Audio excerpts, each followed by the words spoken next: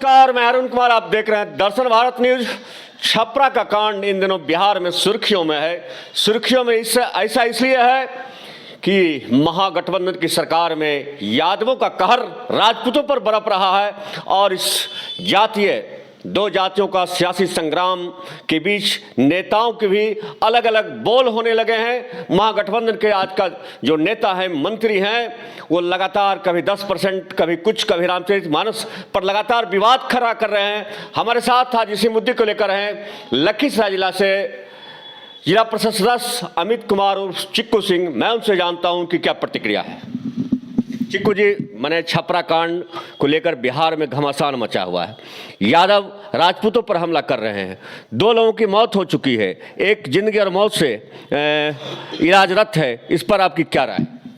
देखिए, छपरा के मांझी थाना अंतर्गत मुबारकपुर गांव में जो घटना हुई है, बहुत ही निंदनीय घटना है और राज्य सरकार का विफलता इसमें देखा जा रहा है।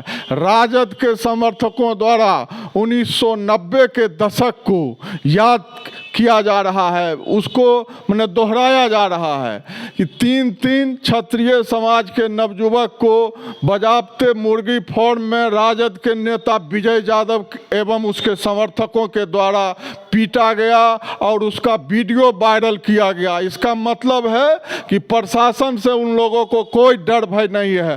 प्रशासन को खुली चुनौती दे रहे हैं। अब बिहार में अराजकता का माहौल और जातीय हिंसा फैलाने का साजिश रचा जा रहा है। माननीय मुख्यमंत्री जी इस पर मुख दर्शक क्यों बने हुए हैं, यह बात समझ से परे है। चिक्कू जी, लखीसराय में भी लगातार घटनाएं घट रही है।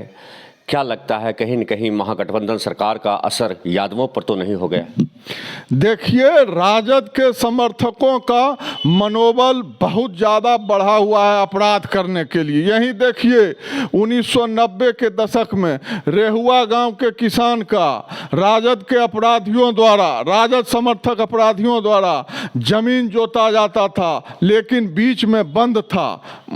एनडीए की सरकार में फिर गेहूं काटने की घटना घटी है और प्रशासन मुख दर्शक बना हुआ है। रेहुआ के आसपास जो अपराधी गिरोह के लोग लगे हुए हैं डिस्टर्ब, कभी भी अप्रिय घटना घट सकती है। इसका जिम्मेवार पुलिस प्रशासन होगा।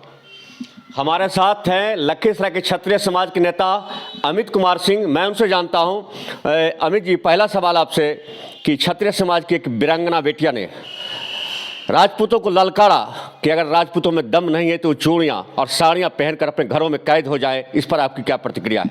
वो छपरा में जो घटना घटी है, तो छपरा में विजय यादव आरजेडी नेता हैं और उनके द्वारा ये घटना बहुत ही दुर्भाग्यपूर्ण है। और हमारे क्षत्रिय नेता जो हैं वो लालू जी के शरणार्थी बने हुए हैं, उनके शरण में हैं।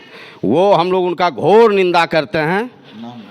सुनील सिंह एमएलसी जो हैं, और वो इस घटना को मैंने क्या कहते हैं उसको, वो पटाक्षेप करने की तैयारी में है। मैं ऐसे नेता जो आरजेडी में हैं, लालू जी के पैर के नीचे मत रहिए, आप जवाब दीजिए, आप प्रतिक्रिया दीजिए। आप क्यों नहीं देते हैं? एक छपरा में 3 एक समुदाय के लोग 3 की 2 की हत्या हो चुकी है, एक हॉस्पिटल में है। मैं इसकी घोर निंदा करता हूं और आरजेडी में जो क्षत्रिय समाज के नेता हैं उनसे हम आग्रह करते हैं, निवेदन करते हैं कि खुल के आइए। एक सवाल और अमित जी, ये सवाल लगातार वायरल हो रहा है, जिसके जो समर्थक हैं मीडिया, सोशल मीडिया माने आजकल का ज़माना है, कोई उसके माने आरजेडी के पक्ष में या आरजेडी नेताओं के पक्ष में, कोई क्षत्रिय नेताओं के पक्ष में लगातार बयानबाजी हो, लेकिन निष्पक्षता कहीं ना कहीं कोई निष्पक्ष रूप से इसका रिपोर्टिंग नहीं कर रहे हैं। और राजपूत समाज के जो कई कुछ बड़े नेता हैं या क्षत्रिय जो हैं वो लगातार यादवों पर वार कर रहे हैं। इस पर आपकी क्या राय है? ये घटना वैसा है, वार कहाँ हो रहा है? कौन नेता वार कर रहे हैं? अगर जो आरजेडी में जो लोग हैं, एक समुदाय क्षत्रिय समाज का एक भी नेता इसका कहाँ प्रतिक्रिया दिए हैं कि ये गलत हुआ है? और ये सरकार आपको यहाँ मैं रोकूंगा। कटिहार में जब एक यादव समुदाय की मैंने घटना में मौत हुई थी, पूरा बवाल मचा था, लेकिन राजपूतों के 2 लोगों की मौत हो चुकी है और 1 लोग जिंदगी और मौत से जूझ रहा है। इस पर कोई भी राजपूत समाज के बड़े नेता ने अब तक आवाज़ नहीं उठाया। इसका क्या वजह है? इसका ये वजह है कि वो चरण छूने में व्यस्त हैं, इसीलिए आवाज़ नहीं उठा रहे हैं। वहाँ से उनको उठना पड़ेगा। क्या लगता है इसका असर लोकसभा और विधानसभा में पड़ सकता है? हाँ, बिल्कुल पड़ेगा।